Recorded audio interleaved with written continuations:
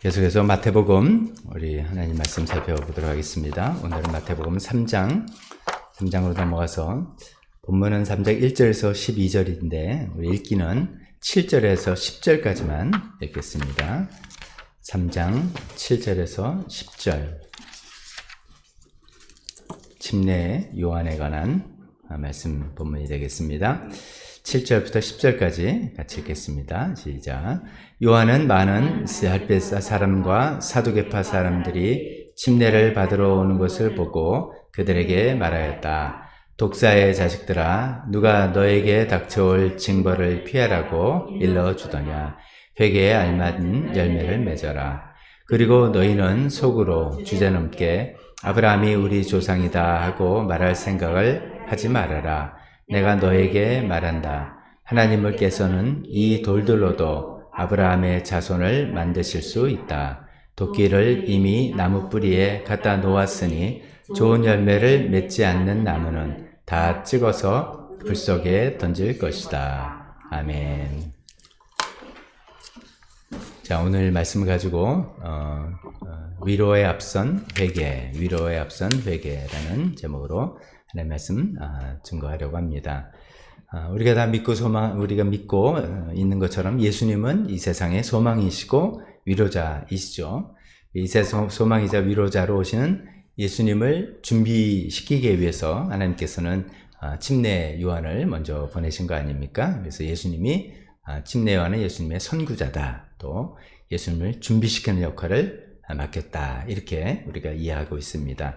그런 이제 중차대한 임무를 감당하는 침례 요한이 이제 활동을 3장부터 이제 개시를 하면서 이제 침례 요한이 이제 설교를 하고 소위 이제 메시지를 던지는데 그의 메시지는 크게 이제 두 가지이죠. 하나는 회개하라라는 메시지고 둘째는 심판이 온다. 근데 이 심판이 굉장히 임박한 심판이 온다라는 메시지입니다. 회개와 심판의 두 메시지를 침례 요한이 던지고 있습니다. 그것을 오늘 두 가지로 이렇게 살펴보려고 합니다. 먼저 이제 심판에 관한 이야기를 한번 해본다면 결론을 먼저 말씀드린다면 침례 요한의 이제 던진 메시지의 심판의 내용은 맞았지만 그 시기는 맞지 않았다. 이렇게 결론을 가지고 먼저 말씀드려 보겠습니다. 10절에 우리가 읽은 대시 이렇게 돼 있죠. 도끼를 이미 나무 뿌리에 갖다 놓았다. 그러니까 이제 곧 이제 나무 뿌리를 이제 나무를 뭐랄까요? 도끼를 패낸다. 뭐 그런 뜻이죠. 12절에도 보면 타작마당인데 손에 키를 들고 있다. 그러니까 이제 타작을 이제 금방 할 거예요. 그 타작마당이 되어 있고 손에 키를 들고 있는데 이 키질을 10년 후에 한다. 그런 건 말이 안 되지 않습니까? 도끼가 이미 나무 뿌리에 갖다 놨으면 그냥 찍는 게 그 다음 순서니까 침례 요한이 생각하는 그 심판, 임박한 심판이라는 거죠. 그래서 임박한 심판 혹은 임박한 종말 그런 것을 침례 요한은 믿고 그런 메시지를 전했던 사람입니다. 그런 임박한 심판을 믿었기 때문에 본인도 굉장히 강한 메시지를 던지고 또 강하게 잘못한 것을 비판하고 용기 있게 비판했던 것을 우리가 알 수 있습니다. 침례 요한 당시에 헤롯 대왕은 죽고 그 아들들이 분봉왕으로 있을 때 그 갈릴리를 다스리는 이제 분봉왕 헤롯이라고 이름도 헤롯인데 그 이제 잘못을 했을 때 그 잘못을 강하게 비판했죠. 그것은 옳지 않은 행동이다 비판했는데 근데 이제 침례 요한이 투옥을 당하고 근데 거기까지는 또 그럴 수 있다 생각했는데 자기 예수님을 소개 이미 했고 예수님 오셨다라는 생각에 예수님 오신 게 이제 심판이 왔구나라는 사인으로 생각하고 그렇게 강한 메시지와 용기 있는 발언을 한 거였는데 자신은 투옥이 되고 그 다음에 아무 기미가 보이지 않는 거죠. 그 다음에 무슨 뭐가 일어나야 될 것 같은데 그 아무 기미가 보이지 않는 것에 요한은 좀 혼란스러웠던 거죠. 그래서 왜 이게 일이 이렇게 안 되지? 라는 생각이에요. 분명히 메시아가 오셨는데 왜 심판의 날이 오지 않는 거지? 이런 혼란스러움이 그의 마음에 있었을 겁니다. 그래서 이제 우리가 뒤에 11장에 나오는 대로 그 제자들을 예수님께로 보냈지 않습니까? 그러니까 침례 요한이 자기 제자들을 예수님께 보내서 이런 질문을 하게 했죠. 오실 그분이 당신이십니까? 오시기로 약속되어 있는 그분이 당신이십니까? 아직 그렇지 않으면 우리가 다른 분을 기다려야 합니까? 이 뜻은 뭡니까? 오실 그분이 당신입니까? 라고 물어보는 거는, 아니 당신이라고 난 믿고 이렇게 소개도 했고 했는데 왜 일이 이렇게 이상하게 흘러갑니까? 왜 약속한 대로, 약속이 되어 있는 대로, 예언이 되어 있는 대로 이제 마지막 때 심판의 때가 와야 될 텐데 당신이 그것을 갖고 올 거라고 생각했는데 왜 일이 그렇게 진행되지 않습니까? 라는 질문이겠죠. 또 그렇지 않으면 우리가 다른 분을 기다려야 됩니까? 내가 잘못 짚은 겁니까? 내가 틀린 겁니까? 이런 이제 혼란 속에 침례요한이 사로잡혀 있었던 것을 우리가 보게 됩니다. 제가 이제 결론을 말씀드렸죠. 내용은 맞지만 시기는 맞지 않았다. 이런 내용이죠. 이 이제 요한이 그런 혼란 속에 좀 빠져 있는데, 이것은 이제 침례 요한만이 아닌 것 같아요. 초대교회 때도 비슷한 혼란을 겪었던 거 우리가 알 수 있습니다. 초대교회라는 것은 이제 그 예수님이 오셔서 십자가에 돌아가시고 부활하시고 승천하시고 이제 그런 예수님이 하셔야 될 모든 행동들이 끝나면서 예수님 가시기 전에 내가 다시 올 것이다 라는 이야기를 알려주셨죠. 그리고 예수님 말씀들 종합해 보면 예수님이 다시 오실 그때가 이 세상의 종말이 되고 그때 하나님의 공의의 심판이 있을 것이다 라는 이야기를 예수님 하셨단 말이죠. 근데 이제 예수님의 말씀에 내가 곧 오리라 라는 그런 뉘앙스가 있기 때문에 사람들은, 초대교회 사람들은 예수님이 곧 온다라는 그 곧이라는 것을 자기 나름대로 생각을 하고 기대를 하면서 여러 가지 이제 행동을 했습니다. 사도행전을 보면 재산을 팔아서 막 공동생활을 하고 나눴던 것도 그런 임박한 종말, 임박한 재림에 대한 믿음에 기인한 것이라고 볼 수가 있습니다. 그렇기 때문에 물론 이제 그분들의 이제 형제를 사랑하는 마음과 하나님 받은 은혜를 나눈 거 다 있죠. 다 있는데 예수님께서 곧 오실 거니까, 그러니까 그런 것을 우리가 준비하고 행동으로 했던 것도 사실인 것이죠. 데살로니가 전서를 보면 이건 좀 안 좋은 이야기지만 예수님께서 곧 오신다는 생각에 생업을 포기한 사람들도 있었잖아요. 그래서 사도 바울이 그러지 말아라 막 이야기를 할 정도로 그런 생각을 갖고 있던 사람이 많이 있습니다. 그 초대교회에서 초대교회도 이제 사도 바울의 그 글을 보면 사도 바울조차도 처음에는 예수님이 곧 자기 당대에 오실 거라고 생각했던 것을 우리가 엿볼 수가 있습니다. 그래서 굉장히 어떤 강한 메시지와 어떤 여러 가지 조치와 이런 것도 했는데, 사도 바울의 그 후기작이라고 할 수 있는 뒤로 갈수록 그런 것은 아니라는 것을 본인 스스로 깨닫고 알게 되고, 그래서 좀 톤이 좀 바뀌는 것이죠. 예를 들어서 일주일 후에 세상이 망한다 그러면 교회를 안정적으로 운영하고 지도를 세우고 이런 거 없단 말이에요. 그런데 이제 그게 아니구나 깨달으니까 디모데에게 보낸 편지를 보면 직분자를 어떻게 세워야 되고 이런 이제 안정적으로 후대를 발전하는 이런 것들을 염두에 두고 생각하는 그런 식으로 이제 막 바뀐 것을 우리가 볼 수가 있습니다. 이제 초대교회도 이제 아까 침례 요한하고 좀 비슷한 패턴입니다. 내용은 틀린 게 아니에요. 예수님이 다시 분명히 오실 것이고 분명히 예수님이 오실 때 종말과 공의 심판이 있을 거다. 이게 틀린 건 아닌데 그 시기에 대해서 좀 잘못된 좀 오류가 있었다 그럴까요? 그런 것들 때문에 혼란이 좀 있었던 것도 사실입니다. 침례 요한과 초대교회 뿐만이겠습니까? 이건 어쩌면 우리도 마찬가지인 것 같습니다. 지금 우리도 마찬가지인 것 같습니다. 우리는 이런 혼란이 좀 있을 수 있죠. 우리가 이제 성경을 공부하고 알게 되면은 좀 분명히 보이는 것들이 있어요. 예를 들면 하나님이 좋아하시는 것, 하나님이 싫어하시는 것, 이런 거 분명히 이제 보이게 되고 알게 되죠. 그리고 하나님께서 좋아하시면 이러겠지만 하나님께서 안 좋아하는 것을 행동과 마음과 그런 걸 쓸 때 안 좋은 일이 생긴다. 하나님이 그걸 또 가만히 있지는 않으신다. 우리 소위 말해서 이제 벌을 주시고 이제 시련을 주시고 이런 거 우리가 알지 않습니까? 이게 이제 분명히 보이는 거예요. 하나님은 교만한 자를 미워하신다. 그걸 꺾으신다. 죄의 삭은 사망이다. 이런 것들 등등 우리가 분명히 알게 되고 배우게 되는 것이죠. 그래서 이제 우리 삶에서 그것을 나에게 또 상대방에게 그것을 적용하고 그런 관점으로 보게 됩니다. 그래서 저렇게 하면 분명히 안 돼 라는 생각이 있어요. 그래서 이제 분명히 그렇게 확신도 하고 그렇게 막 가르치기도 하고 그렇게 외치기도 합니다. 근데 하나님께서 또 역시 언제 그렇게 할 거라는 것은 분명히 이야기하지 않으셨다는 거죠. 언제 그런 일이 일어날 것은 개인적으로 아니면 시대적으로 언제 그런 일이 일어날 것을, 교만한 자를 미워하셔서 그를 꺾으시는 것을 언제 하실 거다, 이런 건 없단 말이죠. 근데 이제 우리는 하나님의 그 분명한 뜻, 내용, 이거를 확신하기 때문에 거기에 대해서 좀 너무 지나치게 강하게 시기적으로 이렇게 좀 오류가 생기는 경우가 있지 않는가 싶습니다. 다시 이제 침례요한의 그 심판에 관한 내용을 다시 아까 처음에 결론 말씀드린 것처럼 내용은 분명히 맞아요. 이 시기 아니니까 뭐 예수님이 아닌가 보다, 이것도 아니에요. 오신다 맨날 불발이니까 다시 오시는 거 없나 보다, 그런 것도 아니에요. 하나님 말씀 뭐 믿어봤자 뭐 그대로 되는 것도 아니네, 이런 것도 아니에요. 분명히 맞는 메시지인데 그것을 하나님께서 시행하실 시기는 그 개인에게 아니면 시대적으로 할 시기는 전적으로 하나님께 달려있고, 우리는 인간의 어떤 한계로 인해서 그것을 다 알 수는 없다, 이런 것들을 우리가 여기서 생각해 볼 수가 있겠습니다.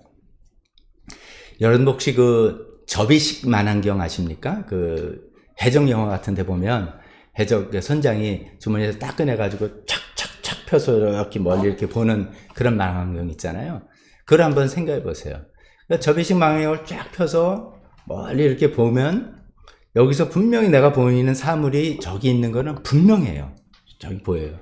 근데 접이식 망원경을 옆으로 놓고 우리가 이거를 시기라고 한번 생각해 본다면, 예를 들어서 0년에서부터 100년, 1000년, 2000년, 이 시기에 언제 이런 일이, 내 이쪽에서 보이는 이 실체가 언제 나한테 일어날지는 모르는 거예요, 사실은. 근데 우리는 이제 이런 크로노스 시기에 한계에 대해 한정되어 살다 보니까 언제 그런 일이 일어날 거에 대한 관심이 굉장히 있단 말이죠. 우리는 그 시간대에 살고 있는 사람들이기 때문이죠. 그래서 그걸 좀 알고 싶어 하고, 그걸 안다고 생각하고, 그래서 이제 그게 좀 지나친 자기 확신이 되고, 무리가 되고, 그러다 보니까 혼란을 겪게 되고, 좌절하게 되기도 하고, 다른 사람들한테 강요하게 되기도 하는 그런 오류가, 또 실수가 생길 수 있다는 거죠. 그래서 이제 이런 침례요한의 심판에 관한 메시지를, 뭐 다른 얘기도 우리가 많이 할 수 있겠지만 그런 포인트로만 생각해 본다면은, 저는 이제 두 가지를 생각해야 될 것 같습니다. 조심해야 되겠다. 정말 조심해야 되겠다. 우리는 인간의 한계를 분명히 인정해야 되겠다. 다른 말로는 하나님의 주권을 인정해야 되겠다. 하나님께서 분명히 정하신 그 뜻과 하나님 원칙과 이런 것을 언제 어떤 방식으로 행하실지에 대해서 우리가 앞선 마음을 가져서는 안 되겠다, 그런 생각을 해보게 됩니다. 그래서 우리가 이제 뭐 예수님이 기냐 아니냐, 뭐 정말이 올 거냐 아닐까, 그런 것보다 우리 이제 실생활에 우리가 경험할 수 있는 세계에서 우리가 생각해 본다면, 함부로 판단을 해서는 안 되겠다. 자기 자신에 대해서도 그렇고 다른 사람에 대해서도. 이제 우리가 이런 거죠. 성경을 공부하고 아는 이유는 옳고 그른 것, 진리와 비진리를, 하나님 뜻과 하나님 뜻이 아닌 것을 깨닫고 알기 위해서 우리가 공부를 하는데, 그것은 이제 아는 것은 뭐 영어 표현에서 아는 것은 one thing이고, 아는 것은 아는 거고, 그것이 언제 일어날 것은 그건 완전히 다른 거다 이거죠. 근데 그 아는 것이 분명히 내가 확신하다고 해서 지금 막 그거를 너무 지나치게 하다가는 내가 시험에 들 수도 있고 다른 사람이 시험에 들 수도 있고 뭐 그런 거다는 거죠. 침례요한 이렇게 말씀드리면 침례요한이 이 사람은 틀렸네 뭐 이런 혹시나 생각이 드실까봐 좀 되게 조심스럽습니다. 침례요한은 굉장히 위대한 선지자죠. 예수님을 가장 근접해서 정확히 소개한 선지자 아닙니까? 예수님도 그를 이렇게 평가했죠. 여자가 낳은 자 중에 이보다 더 큰 사람이 없다 라고 할 만큼 아주 위대한 선지자였습니다. 그래서 우리가 함부로 침례요한을 평가자라 해서는 안 됩니다. 그러나 안타깝게도 그에게도 한계가 있었다는 것이죠. 한계가 있었다. 그래서 이제 어떻게 생각해 보면 침례요한처럼 우리도 열심히 있고 능력이 있을수록 이런 실수를 범하게 하신 것 같아요. 열심히 있고 능력이 있어서 확신에 찬 사람일수록, 분명히 옳고 그런 것을 보는 사람일수록 그 옳고 그런 것에 대한 하나님의 상응하는 어떤 손길과 어떤 하나님 약속하신 것이 언제 일어날 거라는 것을 막 강하게 내가 요구하고 강하게 임할 거라고 생각하다가 요한처럼 혼란에 빠져가지고 내가 제대로 한 거야? 이거 예수님 맞게 내가 소개한 거야? 아니면 내가 헷갈린 거야? 이런 혼란에 빠지거나 초대교회의 혼란처럼 예수님 오시는 거 다 아니네. 오시긴 뭘로 오셔. 여기서 살자라고 하는 사람들이 낙심한 사람들이 생긴 것 같은 그런 우리가 조심함을 우리가 가졌으면 좋겠다는 말씀을 드리고 싶습니다. 그러나 또 실망해서는 안 되는 거죠. 분명히 이루어질 일은 분명히 이루어지기 때문입니다.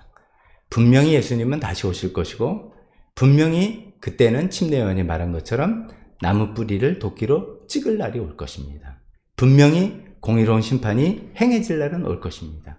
분명히 성경 말씀대로 이루어질 날이 분명히 올 것이고 분명히 성경에서 하나님께서 약속하신 것처럼 교만한 자를 미워하셔서 꺾으시고 죄의 삭은 사망이고 여러 가지 하나님께서 말씀하셔서 우리의 삶에 우리가 지침을 삼고 조심하기도 하고 그래 하는 그런 모든 일들이 이루어질 날은 또 분명히 올 겁니다. 근데 그 언제 하나님께 온전히 맡겨드리고 우리가 우리가 보는 것은 분명히 보되 하나님 주권을 인정해드리는 그런 우리가 되었으면 좋겠습니다. 두 번째는 이제 침례요한의 메시지가 이제 심판이지만 그 앞에가 회개라고 그랬죠. 그 회개에 대해서 두 번째 살펴보겠습니다. 침례요한은 예수님을 소개하는 사람이라고 되는데 그 예수님은 어떤 분이냐면 예수님 탄생할 때 천사들의 말에 의하면 온 백성에게 큰 기쁨이 될 소식이다 했어요. 그러니까 큰 기쁨이 되는 예수님은 큰 기쁨이요. 또 이제 누가복음에 보면 그러니까 시므온이 오랫동안 어떤 하나님의 언제를 받았냐면 이스라엘이 오랫동안 기다리던 위로를 네가 보게 될 것이다. 이런 얘기를 들었죠. 그래서 예수님의 어린 예수님을 보고 예수님의 이스라엘에 기다리던 위로를 내가 봤다. 이렇게 표현했습니다. 그러니까 예수님은 온 백성에게, 온 사람들에게 큰 기쁨이 되고 위로가 되고 하는 그런 분이라는 거 우리가 또 다 알고 고백하고 있습니다. 그런데 이제 그 예수님을 소개하기 위해서 온 침례요한은 어쩌면 이런 거죠. 그 기쁨과 위로를 받기 전에 먼저 해야 될 게 있다. 먼저 해야 될 게 그것이 회개다라는 이야기를 하고 있습니다. 예수님이라는 기쁨과 예수님이라는 그 위로를 받기 전에 회개가 앞서야 된다라고 침례요한이 하는 것이 침례요한의 메시지입니다. 우리가 오늘날 살아가는 시대를 가만히 생각해보면 참 위로를 갈구하는 시대인 것 같아요. 이 시대의 분위기가 마음의 상처, 치유, 위로 이런 것들이 굉장히 시대적으로 요구되는 그런 시대인 것 같아요. 어떻게 보면은 70년대, 80년대 막 급속하게 발전하고 경제가 성장하고 많은 그런 시기에는 그건 좀 위로 이런 건 너무 한가로운 것 같아요. 정신없이 일하고 바쁘게 살고 그러기 바빠서 그때는 마음의 상처 이런 표현은 없었던 것 같습니다. 근데 이제 이게 요즘 우리 사회에서 이렇게 쓰는 것도 어떻게 보면 시대적으로 당연히 그렇게 어떻게 보면 시대적인 분위기인 것 같아요. 우리 사회도 이제 선진 국가가 되고 경제 성장은 옛날처럼 몇 퍼센트 이런 거 없이 2%라든지 이제 저성장으로 쭉 이제 선진국 대열에 들어선 것이죠. 그러다 보면 거기에 대한 시대와 여러 가지 분위기에서 이에 적응해 나가고 좌절되기도 하고 이런 것들에 대한 우리 기대와 욕구는 커졌고 그런데 그것이 이루어지지 않는 것에 대한 좌절, 그것을 이루어 나가기 위한 고민, 이런 것 때문에 마음의 상처랄까요?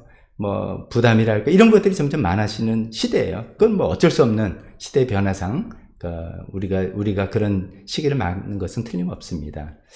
그런데 이제, 오늘 이제 침례요한의 메시지에 의하면이죠. 침례요한에 의하면 위로에 우선되는 것은 회개다라는 얘기죠. 위로를 가지고 오실 예수님을 맞이하기 위해서 그 전에 해야 될 것이 회개다라는 이야기를 하는 것을 오늘 우리는 귀담아 들었으면 좋겠습니다. 좀 위로는 인간 중심입니다. 반면에 회개는 하나님 중심입니다. 위로는 인간을 만족시키는 것입니다. 반면에 회개는 하나님을 만족시키는 것입니다. 이 말씀은 우리가 뭐 위로는 필요 없다 이런 말이 아닙니다. 이것은 이제 위로는 어쩌면은 아직 회개할 힘이 없어서 위로가 일시적으로 먼저 필요한 그런 것이죠. 예전에 굉장히 인기 있었던 그 드라마 허준, 그 장면이 아직도 기억납니다. 굉장히 이제 명의로 막, 근데 아마 허준의 그 스승이 했던 이야기인 건가? 그 좀 오래돼서 가물가물합니다만 어떤 환자를 이제 치료해야 되는데 결국 한의학에서는 침을 놔서 우리 내 몸이 스스로를 낫게 하는 그 이제 그런 동양 의학의 원리잖아요. 근데 너무 허약한 환자는 시침을 못 하는 거예요. 시침을 감당하지 못해요. 침을 놔서 결국 살려야 되는데 시침할 체력이 안 된다. 그래서 일단은 보약 처방을 하는 거예요. 보약을 주고 쫙 해서 몸을 좀 이렇게 끌어올린 다음에 그 다음에 침을 놓는 거죠.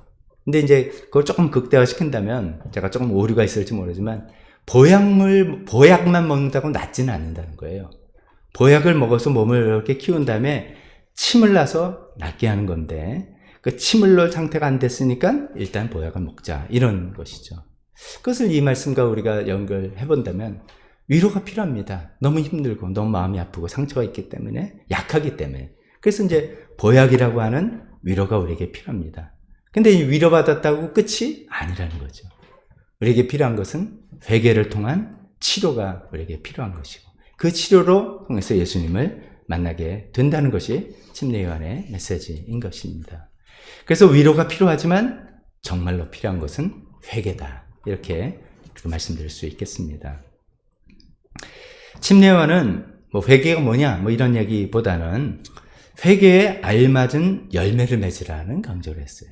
회개를 한다면 회개에 알맞는 열매를 맺어야 된다. 그것이 참된 회개다. 이런 얘기를 하고 있습니다.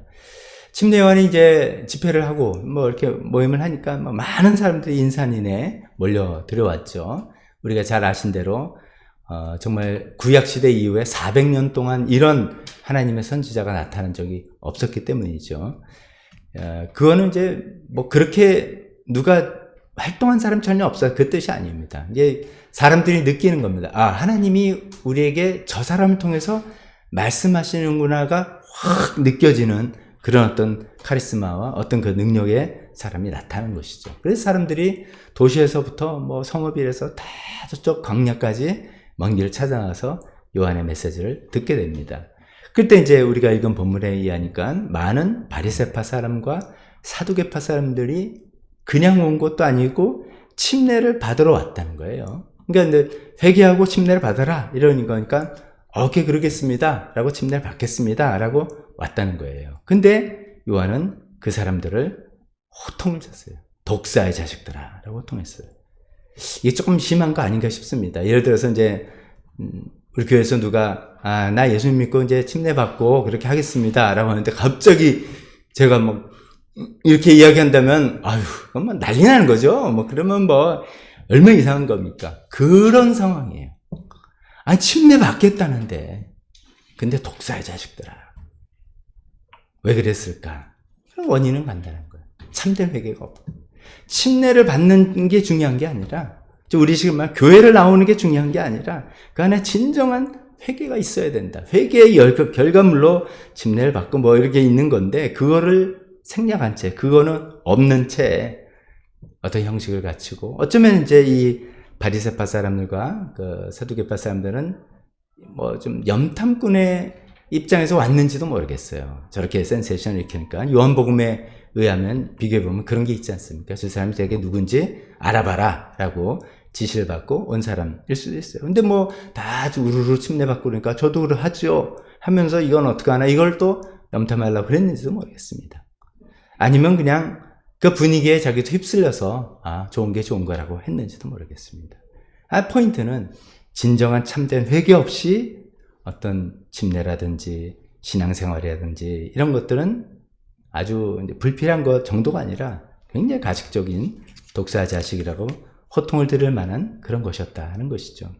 요한이 이제 그들을 보니까 이게 딱 보고 이거 성경은 압축적으로 썼으니까 우리가 이제 상상력을 좀 동원해야 되죠. 요한이 보니까 참된 회개가 없는 거예요. 즉 마음과 삶에 하나도 변함이 없는 그 상태. 그래서 그거는 회개가 아니다 라고 이야기하는 것이죠. 자, 그러면 우리 그런 질문을 합니다. 참된 회개인지 아닌지는 어떻게 아나? 그렇죠? 참된 회개인지 아닌지는 어떻게 아나? 지금 그 요한의 말대로 내가 회개 열매를 맺고 있는지 안 맺고 있는지 어떻게 아나? 이런 질문을 가져볼 수가 있습니다. 어쩌면 이제 진짜로 우리가 회개한 사람, 우리는 뭐 저의 경험도 그렇고 우리의 경험들이겠죠. 우리의 경험들 비춰서 생각해 보면 첫 번째 이런 것 같아요. 죄와 잘못에 대해서 정말 마음 아파하는 게 있는 것 같아요. 정말 거기에 대한 마음 아파. 그걸 보통 우리가 뭐 통회한다 뭐 이렇게 표현도 하는데 그건 굉장히 좀 옛날식 표현이기도 하고, 근데 정말 마음이 아픈 거죠. 근데 이 마음 아픈 거는 후회가 아니에요. 후회도 후회인데 우리가 늘 공부한 것처럼 후회와 회개의 차이가 있다 이런 것처럼 이거는 내가 그때 왜 그랬을까 해서 그런 표현을 하지만 포인트는 내가 아니에요. 나의 행동이 미련하고 나의 행동이 바보 같고 내가 다음부터는 잘해야지 이런 후회 차원이 아니라 진정한 회개는 하나님께 대한 죄송함이죠. 대상이 있는 거예요. 대상이 분명히 또 하나님이어야 되는 거예요. 하나님께 대한 죄송함, 하나님께 대한 마음 아픔, 이런 거로 인해서 그 죄와 잘못된 마음 아픔이 있어야 되는 것이죠. 잘 구분해야 됩니다. 우리 마음을 그래서 이걸 가지고 잘 구분해야 됩니다. 내가 지금 어떤 문제가 있어서 괴로운데 이것이 결국 중심이 난가? 아니면 내가 하나님을 대상으로 이런 마음의 괴로움이라든지 아픔이라든지 있는 것인가? 이런 것을 생각해 볼 때 그 후자가 진정한 참된 회개의 모습이다라고 말씀드릴 수 있습니다. 두 번째로는 참된 회개는 그렇기 때문에 똑같은 또 상황이 우리 삶에 또 계속 반복되지 않습니까? 왔을 때 반복을 하지 않게 되는 것이죠. 이게 정말 마음이 아프기 때문에 똑같은 상황이 와도 반복하지 않는 거죠. 이게 잘못하면 얄팍한 복음, 뭐 값싼 복음 이렇게 표현하잖아요. 혹은 값싼 은혜. 하나님은 우리 죄를 용서하신다. 값없이 용서하신다. 라는 틀리지 않는 분명히 맞는 말씀인데 그 말씀을 우리가 값싸게 받아들여서 뭐 잘못했으면 회개하면 되지 뭐. 하나님 용서해 주시지. 라고 생각한다면 진정한 마음 아픔, 하나님께 대한 죄송함 이런 게 아니기 때문에 그냥 또 반복해도 뭐 또 그냥 회개하면 되지 뭐 연말에 파사식 하면 되는 거지 뭐 이렇게 넘어간다면, 그런 마음이 있다면 그것은 진짜 참된 회개가 아니다는 것이죠. 그렇기 때문에 똑같은 상황에 와서 반복하지 않고 내가 그렇게 하지 않겠다는 마음의 변화가 있고 거기에 따른 삶의 변화가, 행동의 변화가 생기는 그런 것이죠. 세 번째로는 참된 변화는 그러면 한 번 회개하면 한 번도 반복을 하지 않느냐, 그런 사람이 있으면 얼마나 좋겠습니까? 그렇게는 하게 되지 않지만 시간이 걸리고 그래서 내가 또 괴롭고 안 하겠다 그렇게 마음먹고 했는데 또한 나 자신 보고 정말 괴롭고 좌절스럽고 뭐 정말 포기하고 싶지만 또다시 하나님께 나가서 용서를 구하고 하나님 마음 아프게 했던 거 죄송하다 생각하고 용서를 얻는 기쁨을 누리고 용서해 주신 하나님을 믿는 마음이 생기고 그래서 조금씩 빈도수도 줄고 강도도 약해지는, 조금씩 빈도수가 줄고 강도도 약해지고 하면서 나오는 변화, 이런 것들이죠. 뭐 그냥 예전에는 나의 삶의 사이클이 막 오르락내리락 이렇게 심해 강도가 폭이 막 컸다면 이런 것들이 좀 완만해지기도 하고, 파장이 짧았다면 그것도 길게 되면서 내가 점점 그래도 하나님께서 바라시는 삶의 모습으로 조금씩 내가 완벽하지는 않아도 조금씩 변하는 과정이 있다면 그것이 바로 회개에 알맞는 열매, 그리고 열매를 맺는 참된 회개, 그런 게 아닌가 싶습니다.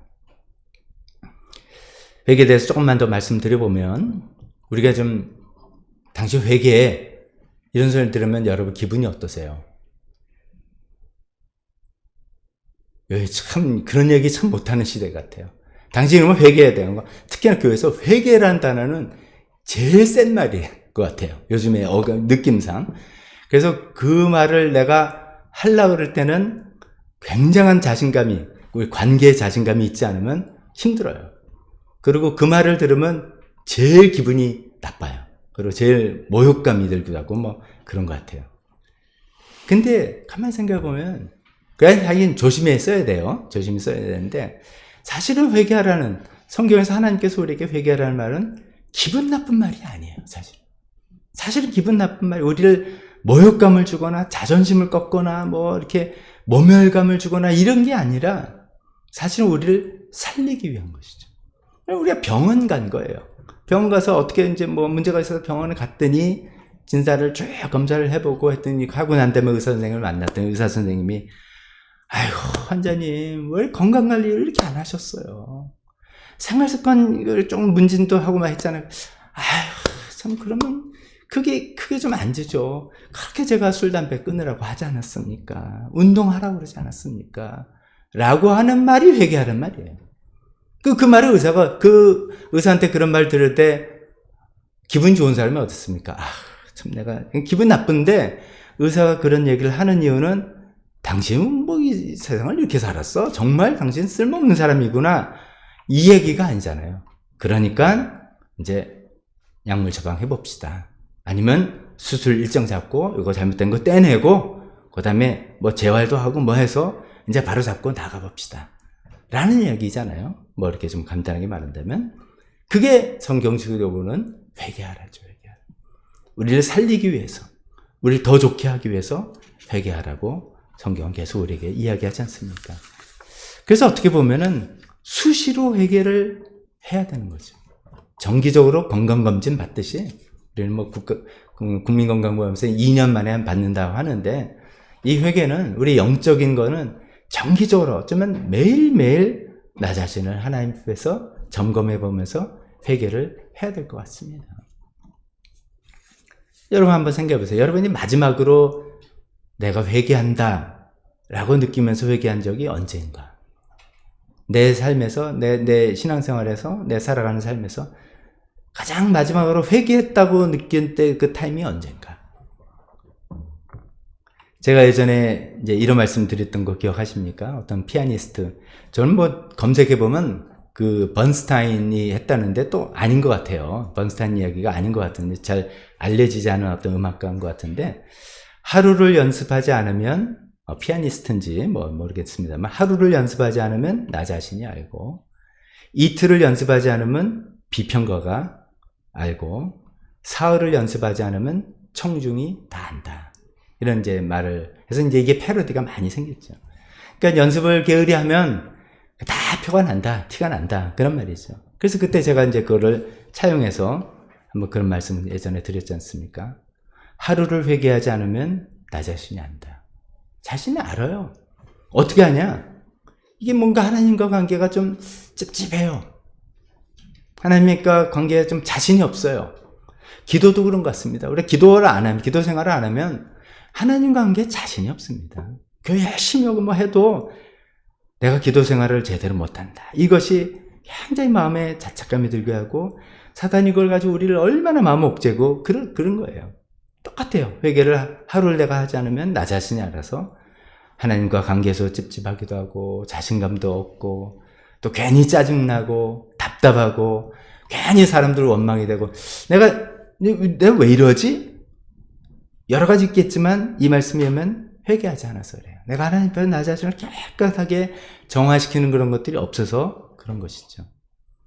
이틀을 회개하지 않으면 아까 이제 그분 말은 비평가가 안다 그랬는데 우리 식으로 생각하면 나랑 가까운 사람이 아는 거예요. 내가 이틀을 회개하지 않으면 당신 요새 왜 그래? 뭐 이렇게 나오는 거예요. 저 사람 요새 이상하네. 왜 이렇게 까탈스럽지? 왜 이렇게 짜증이 나지? 요새 왜 이렇게 좀 겸손함이 없지? 말투가 좀 좀 뭐가 힘이 들어갔어 요새. 왜 그러지? 저분 요새 통 은혜가 안 되네.